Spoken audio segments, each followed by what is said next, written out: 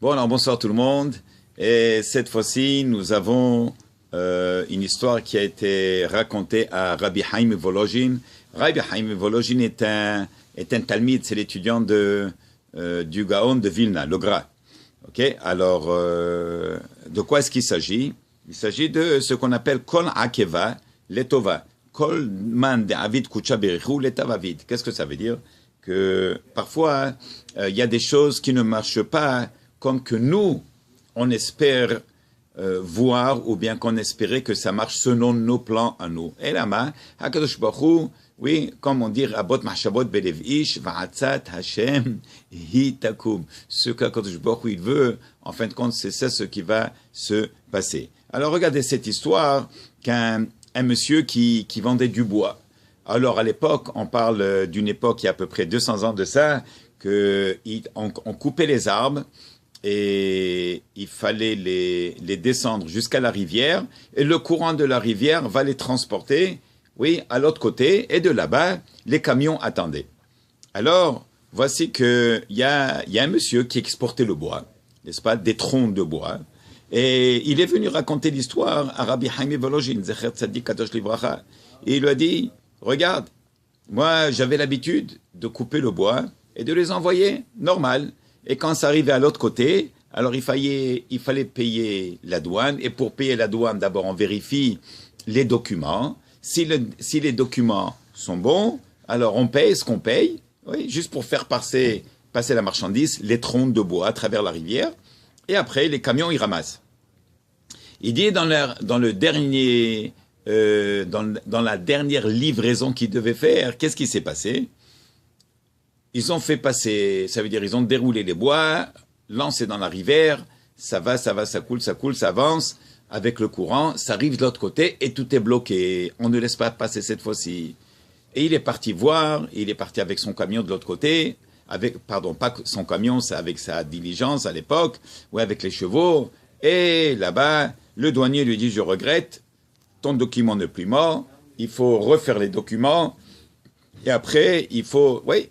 Alors, le monsieur, il dit à Rabbi Haim, Volozhin, il lui dit, tu ne sais pas la ogmat nefesh, la souffrance que j'ai eue, tout ce que j'ai subi pendant 3 semaines, ce que ça a pris pour aller jusqu'au bureau, jusqu'en ville, et pour avoir une signature, il fallait attendre une autre semaine pour une deuxième signature. Le temps que je suis revenu, ça a pris encore une autre semaine, c'est une 3e semaine.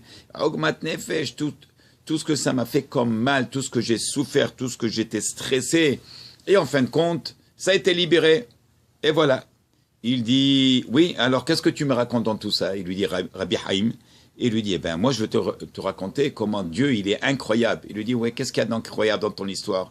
Il dit, tu ne comprends pas. Le prix du bois était, par exemple, à $100 le tronc. Le jour-là que ça devait passer. Comme d'habitude. Là, ça a été bloqué pour 3 semaines. Finalement, quand ça a été débloqué et ça a été livré, le prix de bois, il a monté. J'ai gagné le double en 3 semaines. J'ai fait une fortune. Oui, quelque chose que personne ne s'attendait à ça. Et il dit, regarde, Rabbi Haim, regarde comment est-ce qu'Akadosh Baruch Hu, regarde le miracle qu'il m'a fait. Et moi, je me stressais. Et moi, je me suis fait du mal. N'est-ce pas? Je ne dormais pas pendant ces 3 semaines et je me posais la question, mais Akadosh Baruch Hu, qu'est-ce que j'ai pu faire de mal? Qu'est-ce que j'ai pu faire de mal? Pourquoi est-ce que ça m'arrive? Et pourquoi est-ce que c'est comme ça? Et en fin de compte, Veyachshevehalo le tova. Akadosh Baruch Hu, il a tout calculé pour que ça tombe pour le bien. C'est pour ça qu'on dit Kol akeva le tova. Kol man de avid kucha berichu le tav. Tout ce qu'Akadosh Baruch Hu il fait, c'est que pour le bien. On a déjà pris ça dans le Chovot Alevavot, n'est-ce pas? Et il a dit, après lui dit Rabbi Haim, Kevan Sha'ata Shirata, maintenant que tu t'es enrichi,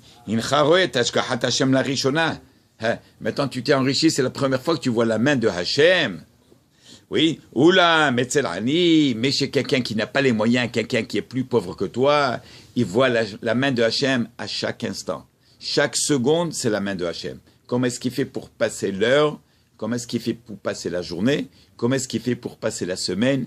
Finir la semaine, n'est-ce pas? Après Shabbat, avant Shabbat. Comment est-ce que tout? Hakol b'yedei shamayim. Comment? Mais comme qu'ils disent dans la Gemara, Hutz mir Hashamayim. Tout est entre la main de Hashem, sauf Yirat Shamayim, la crainte de Dieu.